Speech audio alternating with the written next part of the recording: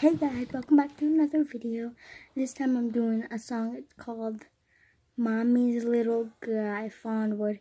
If you want to listen to her mixes, look up Fawnwood, and she is like really good. She has a good voice and everything. And this is by Fawnwood. Next one I'll be listening to a 9-year-old hand drum. So that will be next. So enjoy, okay? Enjoy. Hey, oh, hey, oh, hey, oh, hey, hey, oh, hey, hey, we are, oh, hey, hey, oh, hey, oh, hey, oh. Do you know I love you so, and mommy will never let you go.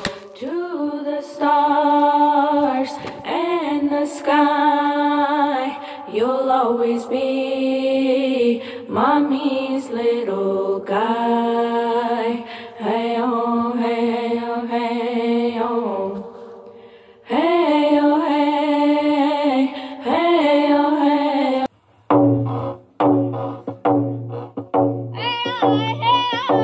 This is a 9-year-old, people. Oh crap.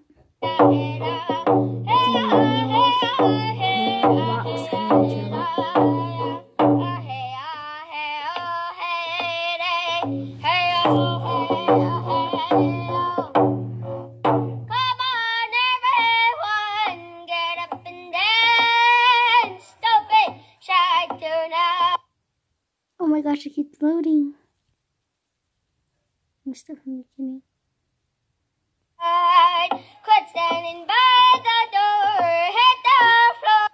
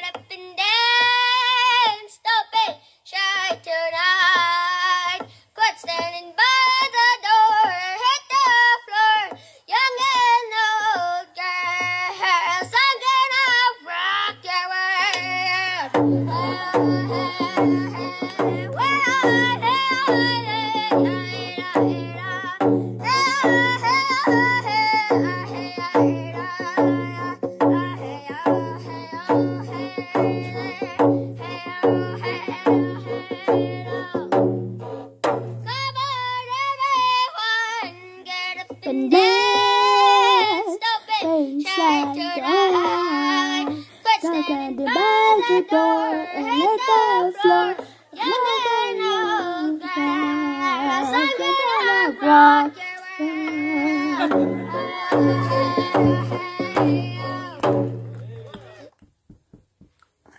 You guys have to watch him. He's like the best out of all. I'm talking like best. He has like a good voice. You know if he's 9. Seriously.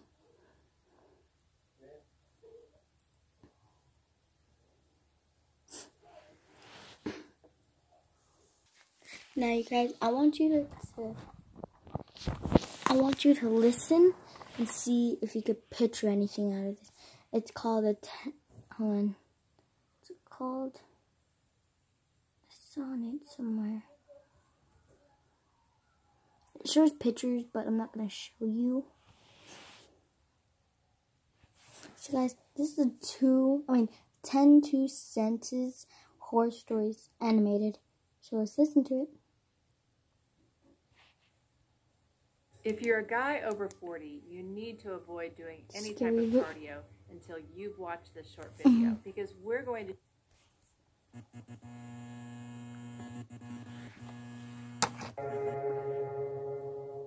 Number 1. I was having a pleasant dream when what sounded like hammering woke me. After that, I could barely hear the muffled sound of dirt covering the coffin over my own screen. Number 2. I woke up to hear knocking on glass. At first,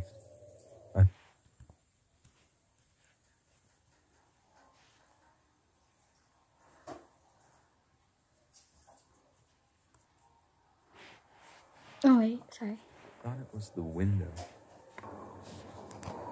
until I heard it come from the mirror again.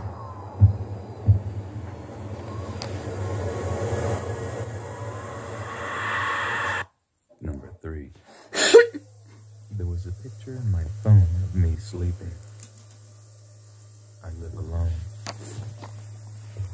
Pebbles, no. Number 4. Moo! My wife woke me up Come here, last night to tell me there was an intruder in our house. She was murdered by an intruder 2 years ago. Number 5.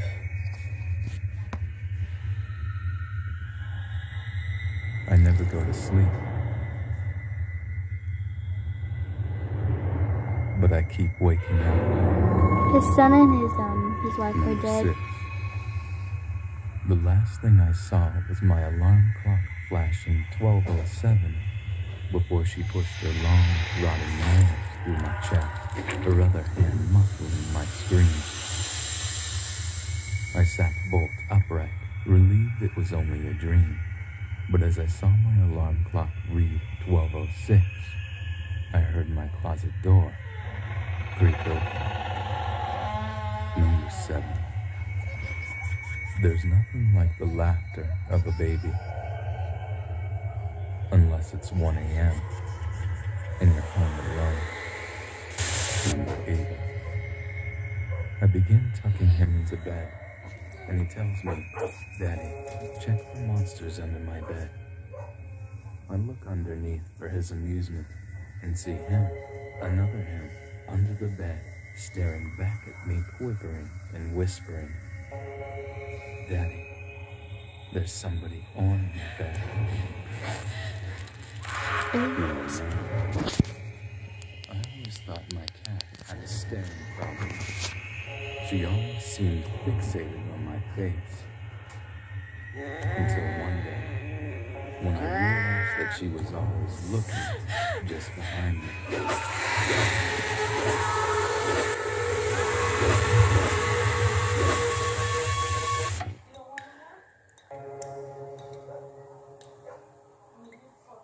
Number 10. Sarah. A girl heard her mom yell her name from downstairs. So she got up and started to head down. As she got to the stairs, her mom pulled her into her room and said, I heard it too.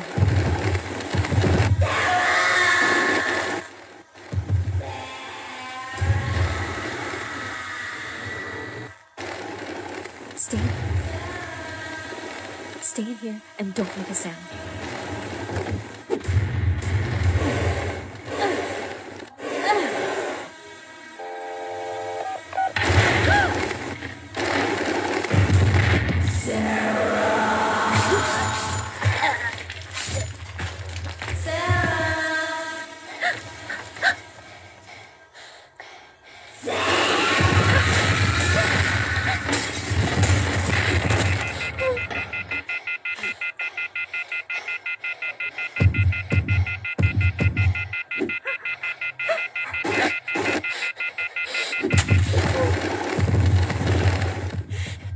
I told her mom up.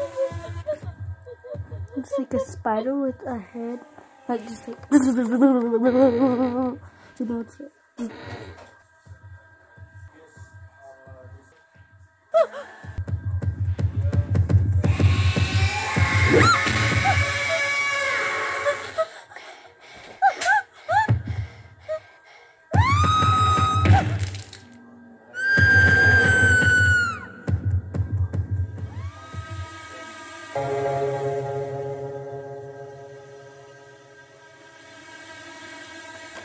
I wonder if Axeman's real. I'm gonna look him up.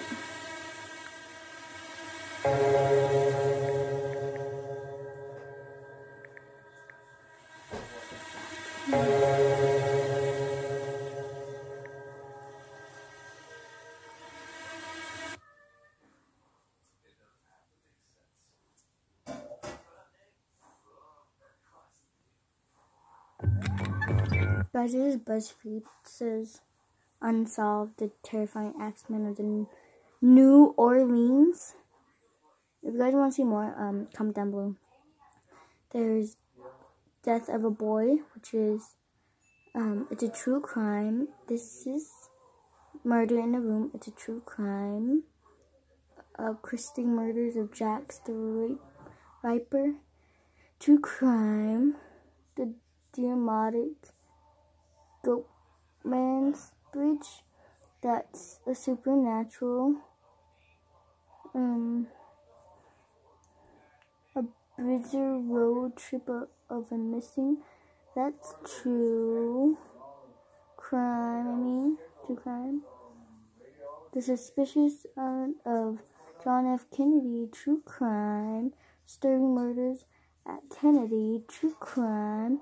Ghostly Conscience. Tortoise. True crime. This is the Axeman. This week on BuzzFeed Unsolved, we cover the Axeman Killer of New Orleans, one of the strangest serial killer cases I've ever read. And you've read a lot. Yeah, I read a lot in my time. You're a sicko. I'm not a sicko. I'm interested in Okay, maybe I'm a little weird, but this guy had a flair for the dramatic. I think you're going to enjoy it. Okay, all right. Let's get into it. Starting in 1918, over a period of roughly 18 months, the city of New Orleans and surrounding areas were rocked by a serial killer that would later go by the name the Axeman. The Axeman was the manifestation of the boogeyman, lurking in the shadows of New Orleans, almost exclusively attacking at night, and is possibly responsible for 12 attacks and 6 killings. In chilling fashion, he only seemed to strike people while they slept in their beds. I love this right off the bat. What do you love about it? Well, I'll tell you what. I love it when serial killers have a fun little thing. I don't approve of serial killers, but I think if you're gonna kill a bunch of people, you might as well have some fun with it. I feel like you have baseball cards of this guy. I absolutely do not. They don't make serial killer baseball cards, though, do they? If they did, you'd probably own them. You would own them. No, I think you would own them too. I'd be like, I'll trade you a Gacy for a... I'll trade you a Gacy for a Zodiac. Yeah. The Axeman eerily never used his own tools. He only used what he could find on hand in the victims' households, usually an axe, which he typically left behind at the scene of the crime. Everybody had an axe back in the day, huh? Yeah, you know, my biggest takeaway from this case is why not just throw your axe away? Yeah, it's literally the first thing I would do. But these people were like, leave the axe in the shed. Hope he doesn't take my axe. I know. I've got my porch axe, my shed axe, my kitchen axe. His creepy tendencies now established. Let's get into the timeline. On May 23rd, 1918 at 4901 Magnolia Street, the first suspected Axeman attack occurred. Catherine and Joseph Maggio were struck violently by an axe, a straight razor used on their throats. Wait, he hit them with the axe and then cut their throats? I don't know. It also could have been his, since it was his first one, he was figuring out if he was going to dabbling be. in He was like, different either things. I'll be the Axeman or the Razor Boy. Razor Boy would be a good sidekick for him. Razor Boy does not sound... Axeman and Razor Boy? Axeman, I think, strikes a little bit more fear into my heart than Razor Boy. Lock your doors, Razor Boy's out tonight. Catherine had been almost entirely decapitated, and Joseph had suffered many severe injuries. The bodies were discovered by Joseph's brothers, who lived in the same house. Nothing was heard or seen, and no valuables were taken. The bottom panel of the kitchen door was knocked out. All that was found was an axe. So he probably went back here through the back door, because that's usually how he did it. I assume the only people who saw him were the ones who were killed. Some of them survived, and they would just report like a large looming figure, like a dark figure. Oh. So he really did become kind of like a boogeyman. It kind of gives me the creeps. There are beads everywhere in this town. That means New Orleans. Fingerprinting was around at the time, but was allegedly not yet a standard procedure. A little over a month later, on June 28, 1918, near the corner of Dorgenois and La Harpe Streets, another attack occurred. A severely injured Louis Bessemer and Anna Lowe were discovered by a baker named John Zanka making morning deliveries. That's sad for a baker. They actually thought he did it. They thought the baker did it? Well, I mean, like anybody naturally. That's why if I ever found a dead body, I don't know if I'd call it in, man. You wouldn't call it in? I'd call it in anonymously. I would not want any part of it because that's the first person they look at. But in today's surveillance state, you would be suspect number one because they'd be like, what? Why'd you call him anonymous? Well, then maybe I'll just spend my whole life trying to avoid dead bodies. How about that? Also, this guy didn't know. He was just delivering bread. He opened the door. He was probably like, good morning, I've got your bed. Oh my God. Louis would actually survive the attack, and Anna would survive for another 7 weeks before dying. Anna supposedly recounted to the police that a large white man with a hatchet had attacked them. The bottom panel of their bedroom door was missing, and once again, a bloody axe was left at the scene. Another beautiful street, though. It is a beautiful street. The trees in this area are just so nice. Sometimes even the most beautiful places hold the darkest secrets, though. Profound. Okay. Roughly a month later, on August 5th, 1918, in an undisclosed home location, Mrs. Ed Schneider was found by her husband in the afternoon at their home. Mrs. Schneider was still alive and rushed to Charity Hospital and would reportedly survive the attack. Upon investigation, it was discovered that their axe was missing from their shed. Mrs. Schneider was also pregnant, and I'm happy to report that in the week following the attack, she successfully gave birth. Good for her. Yeah, that's something. That's a super mom right there. Is that the only axe baby out of this whole story? I think that's. Can you imagine being an axe baby? I don't know if that's a thing. I'd go around telling everybody, one of one. My mom took a... One of a kind, baby. Axe baby. My mom took some hard steel to the noggin, and then I popped out. Jesus.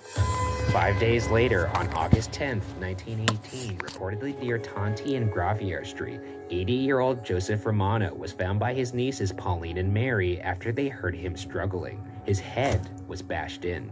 The two girls allegedly saw the attacker and described him as, quote, dark, tall, heavy-set, wearing a dark suit and a black slouch hat, end quote. Joseph Romano would die 2 days later. This guy sounds like the villain from Rocky and Bullwinkle. Yeah, he does. What's a slouch hat? I think it's, I don't know. I was about to talk out of my ass. Are you gonna Google? But thank you for watching my video. I would like to show you, but I'll show you in my next video. But thank you for watching very, very much. I'll post this. I hope you guys like this, because I do. So bye.